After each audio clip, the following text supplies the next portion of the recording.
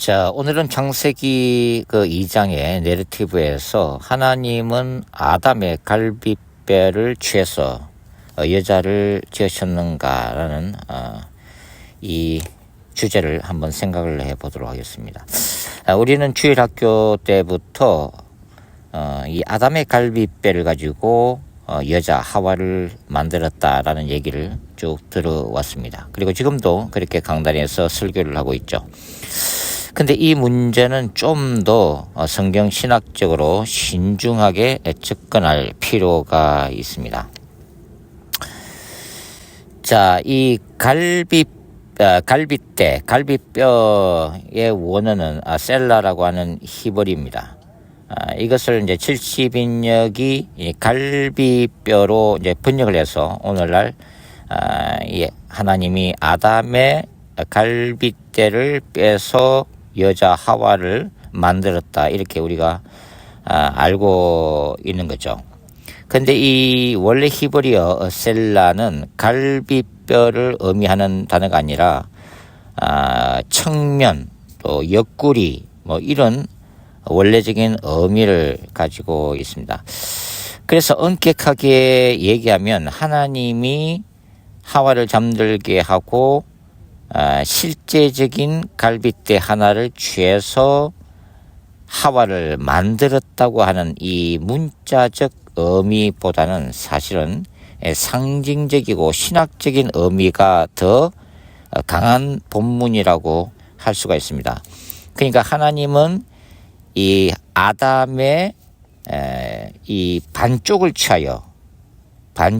취해서 여자인 하와를 만들었다라고 해석하는 것이 더 정확할 수도 있다고 하는 거죠. 이것은 결국은 아담과 하와가 독립적인 존재로 사는 것이 바람직한 것이 아니라 서로 반쪽이 합쳐서 온전한 하나가 되듯이 이 아담과 하와가 서로 상호 의존적인 존재로 취해졌다고 하는 이 창조 질서를 나타내는 구절이라고 하는 것입니다. 여기서 이제 하나님이 이 하와를 짓다라고 하는 표현은 이 성막 건설이나 성전을 건축하는 표현과도 서로 통할 수가 있는 동사인데요.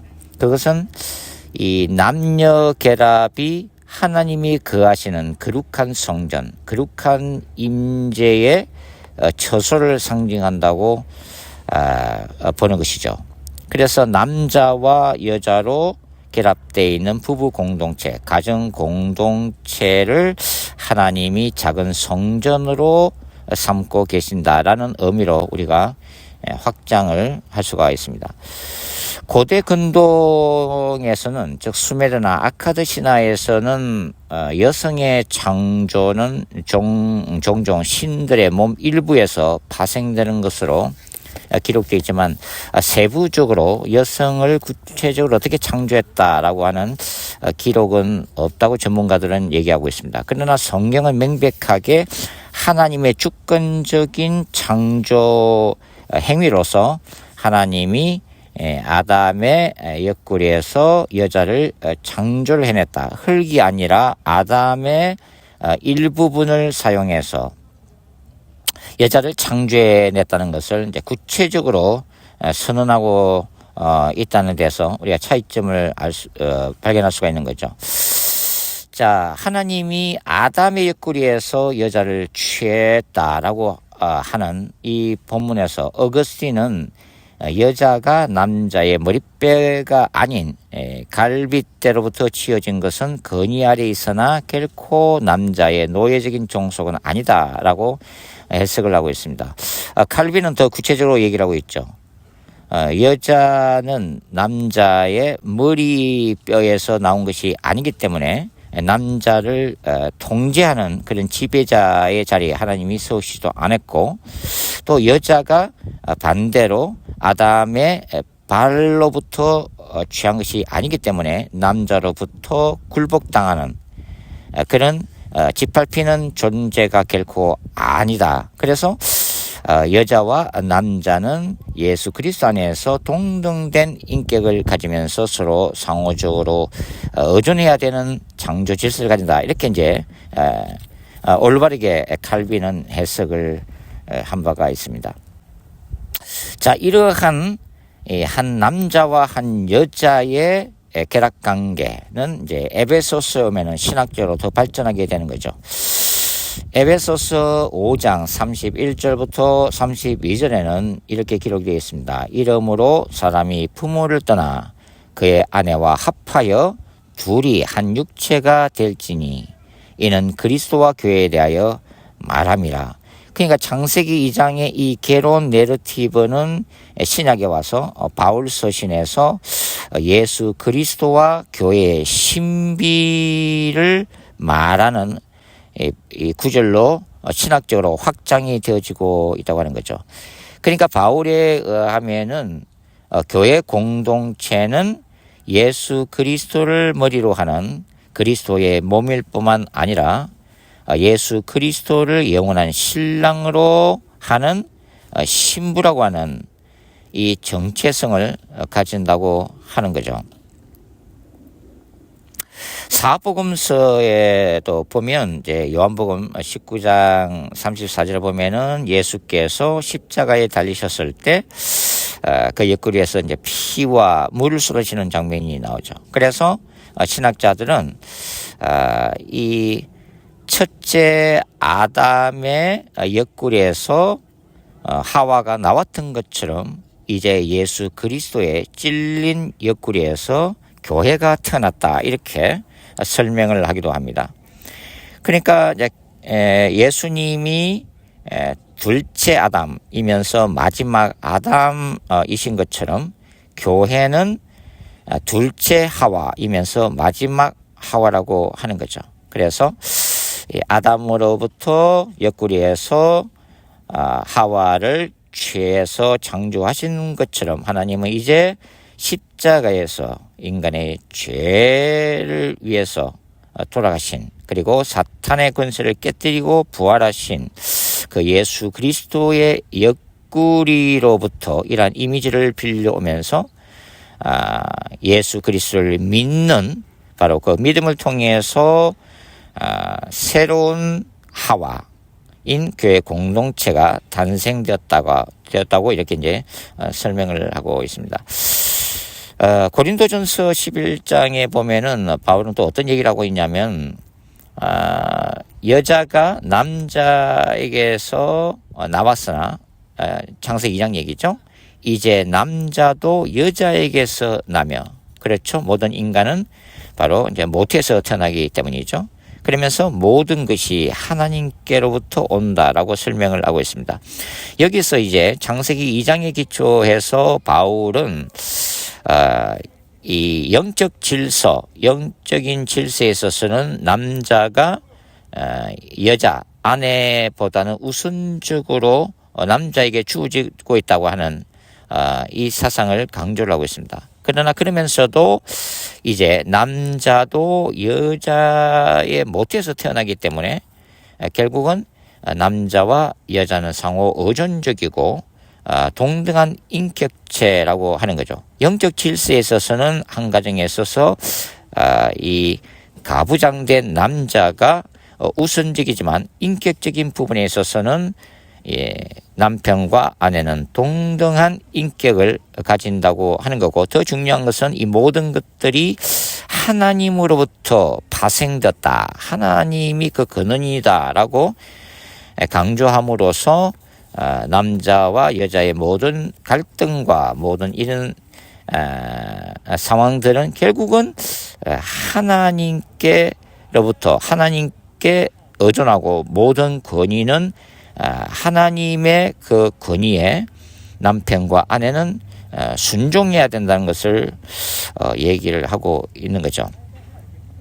자, 바울의 이 신랑 되신 예수 그리스도, 그리고 신부된 교회 공동체라고 하는 이 신학적인 사상은 이제 사도 요한의 요한계시록에서도 두드러지고 있다고 하는 거죠. 요한계시록 19장이 바로 예수님의 재림장이죠. 그런데 이 계시록 19장은 크게 세 가지의 구조로 되어 있습니다. 첫 번째가 뭐냐면 하늘에서 열리는 어린 양의 혼인잔치 얘기가 나오고, 그 다음에 백마를 타고 피 뿌린 옷을 입고 재림하시는 야훼의 종말론적인 거룩한 전사로서의 예수님의 재림에 대한 생생한 묘사, 그리고 세 번째 파트에서는 예수님의 이 재림이 이 바로 이 악의 권세를 멸하는 이 말 그대로 짐승과의 전쟁으로 묘사되면서 그 짐승의 시체를 새들이 뜯어먹는 이 하나의 만찬이라고 하는 비유로 또 묘사가 되기도 하고 있습니다. 이 첫 번째 이제 보는 바로 어린 양의 혼인 잔치가 결국은 재림하시는 예수 그리스도께서 재림의 한 가지 비유, 즉 영원한 신랑 되신 예수님이 믿음을 통해서 자신을 신부단장한 교회 공동체를 데리러 오시는 사건으로 보여주기 위해서 하늘에서 바로 어린 양의 혼인잔치가 열린다고 하는 거죠. 그래서 이 혼인잔치인 재림사건을 통해서 이제는 영원한 신방으로 들어가게 되는데, 그 신방이 바로 혼인잔치의 관점에서 보면 하늘에서 내려오는 새하늘과 새 땅이 바로 신랑과 신부가 영원한 기쁨과 영광을 누리게 될 신방을 꾸리는 게 된다고 하는 것입니다. 자, 이러한 성경에 나와 있는 이 가정 공동체, 남자와 여자로 결합돼서 하나의 공동체를 세우게 되는 바로 이 창세기 2장의 내러티브는 명백하게 하나님의 창조 질서를 나타내고 있는 거죠. 이것이 하나님의 명령과 하나님의 언약 가운데 가정 공동체도 하나님의 언약의 약속 위에서 세워진 거룩한 공동체라는 것을 알 수가 있습니다. 그런데 이제 이 마지막 때 이 사탄은 바로 이 동성애 운동을 통해서 이러한 하나님의 창조 질서에 도전하면서 영적 전쟁이 일어나고 있는 거죠. 그리고 이 한 남자와 한 여자로 통해서 이루어지는 가정 공동체는 바울과 바로 요한의 이 설명과 환상을 통해서 바로 교회 공동체로 신학적으로 확장이 되어지고 있습니다. 그런데 이러한 이 가정 공동체와 교회 공동체는 하나님이 친히 이 땅에 세우신 두 가지의 신적 기관이라고 우리가 이제 이해를 할 수가 있는데, 바로 교회 공동체라고 하는 하나님의 창조 질서를 파괴하는 것이 동성애 운동이라면, 이 땅에 세워진 교회 공동체라고 하는 하나님의 언약 위에 세워진 공동체를 파괴하는 것이 바로 자유주의 신학과 종교다원주의라고 할 수가 있습니다. 그래서 이 동성애 운동과 종교다원주의는 사탄의 주요한 전략들 가운데 속하는 핵심적인 사상이라고 우리가 할 수가 있습니다. 자, 이렇게 오늘은 이 창세기 2장에서 하나님이 아담의 갈빗대를 취해서 여자를 지으셨다고 하는 이 전통적인 우리 가르침에 대해서 좀 더 신중하게 접근할 때에 이 갈빗뼈라고 하는 이 물리적인 의미보다는 아담의 옆구리를 그 반쪽을 취해서 하와를 만드심으로 인해서 결국은 이 본문은 아담과 하와가 혼자로서는 불완전한 존재고, 한 남자와 한 여자가 그리스도 안에서 온전히 결합될 때에 온전한 하나의 공동체를 이루게 된다고 하는 이 신학적인 의미로 우리가 강조해서 설교하나 가르치는 것이 좀 더 바람직하지 않을까, 그런 생각이 듭니다. 오늘 이렇게 창세기 2장의 아담과 하와에 대해서 함께 생각을 해봤습니다. 감사합니다.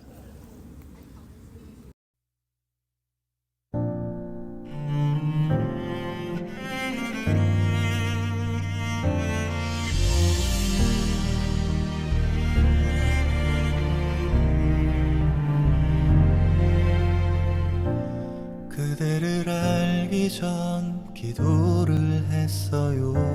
주님, 오늘도 그의 삶을 주관하소서. 그대를 만나기 위해 준비했어요. 더욱 정결한 마음으로 살아가도록.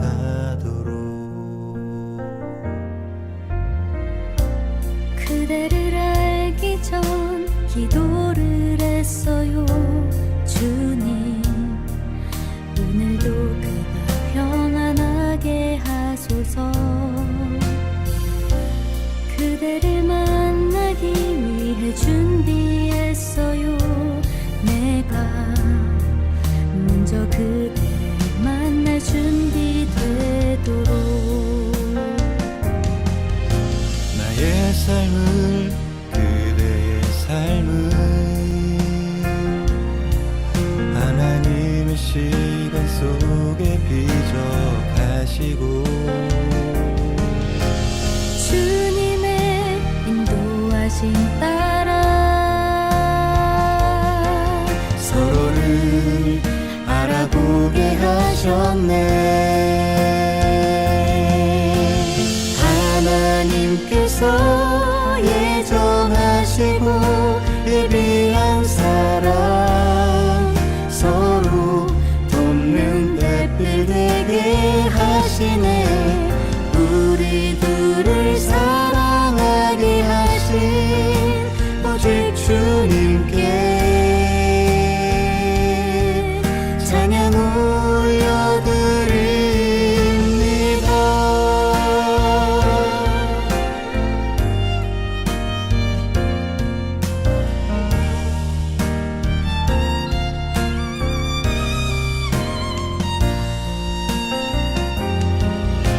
나의 삶을, 그대의 삶을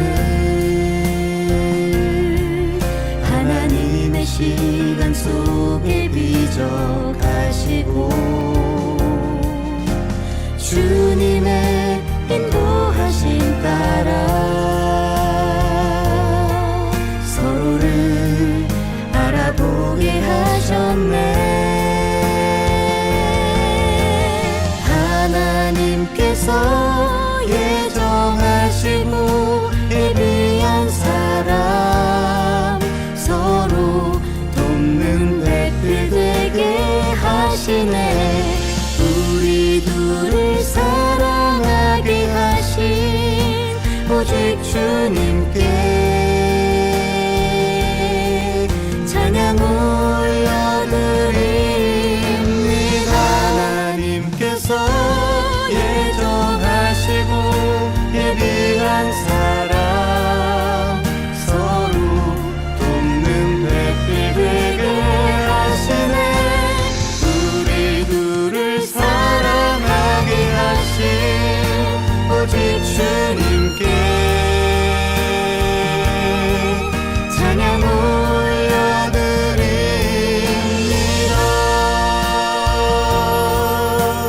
우리 둘을 하나 되게 하신 오직 주님께